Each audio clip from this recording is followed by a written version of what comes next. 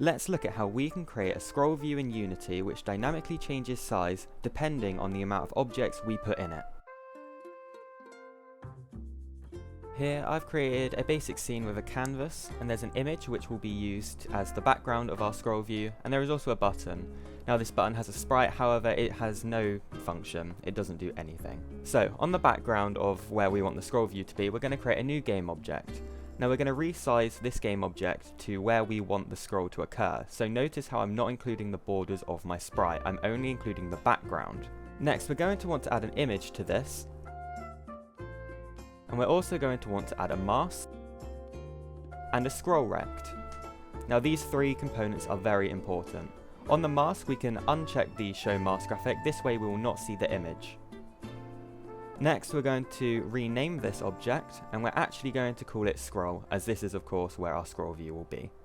We're then going to want to create an empty, and we're going to call this our container, as this is what will contain all our objects. We're going to resize this to basically the same size as our scroll, but it is also going to go a little bit lower. If you're doing this horizontally, of course, just make it more to the left or to the right, depending on where you want it. This is just as a demonstration so we can see what's going on. We're going to add a vertical layout group, and I want this to align to the upper center, as we will be scrolling down. On our scroll, we're going to want to go to the scroll rect. Under content, we're going to want to add our container, and under viewport, we're going to want to add our scroll. Let's put our button under the container and see what happens. As you can see, it pivots it to the top center, so let's play and see what happens. As you can notice, we can indeed scroll, but not in the way we'd expect. We can scroll left, right, up and down.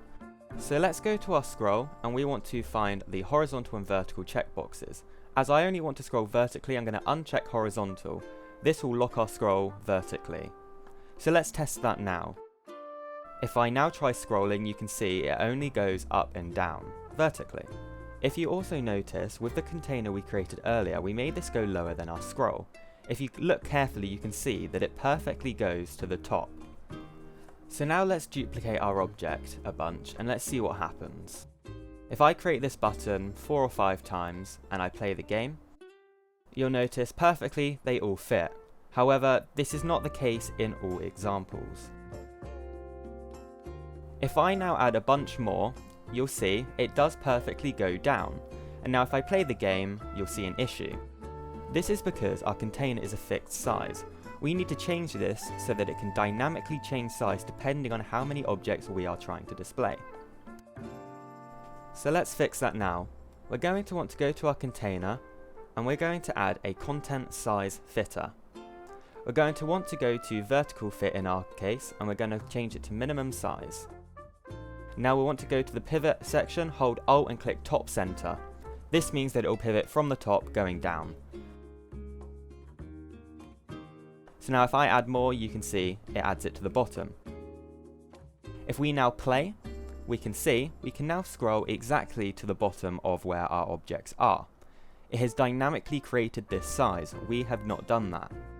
So now if I go to the container, we can increase or decrease the spacing, and this allows our buttons or objects to be more spaced out and look more presentable. Once again, if we increase the spacing, you can see it is dynamically changing the size so that all the buttons or objects perfectly fit. Now we're going to look at how we can add objects to our scroll area through code. This means that we can dynamically change how many objects are in it without us needing to. So to do this first, we're going to need a prefab. Now a prefab is sort of an object that you've created that you've then put into your assets, and you can reuse this whenever. So in my case, I'm going to just drag my button as a prefab. So now I'm going to create a new C# script, and I'm just going to call this spawn object. I'm going to open this script up.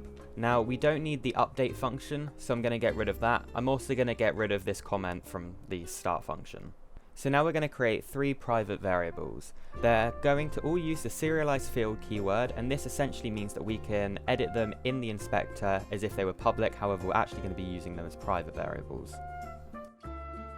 So first up, we're going to create a private game object called myObject. This will be the object in which we're going to put into the thing. Next, we're going to create a private game object called the parent object, and this will be our container, of course, where our myObjects go into. Finally, we're going to create a private integer, and this is going to be called number of objects, and this will be how many objects we spawn in our scroll view. So now let's exit our editor briefly, and let's go to our canvas. Now, making sure that our new script is on our canvas, we'll see three things on the right. We want to add our corresponding prefab to the my object, we'll add the container to the parent object, and then I'm going to set 10 as our number of objects. Now, heading back to the script, we're going to want to go to the start function. Obviously, if you're implementing this in a different way, you can do this however, but I'm going to create a for loop, and that is going to repeat the amount of times in the variable number of objects. In this, we're then going to want to do GameObject temp equals instantiate, and then we want to instantiate my object, and then we want to do that under the parent object's transform, so parent object.transform. Finish that line off with a semicolon, and now we can run our game. You'll notice immediately all 10 are instantiated in our container, and we can correctly scroll. It's also dynamically created the scroll view into the size that we need.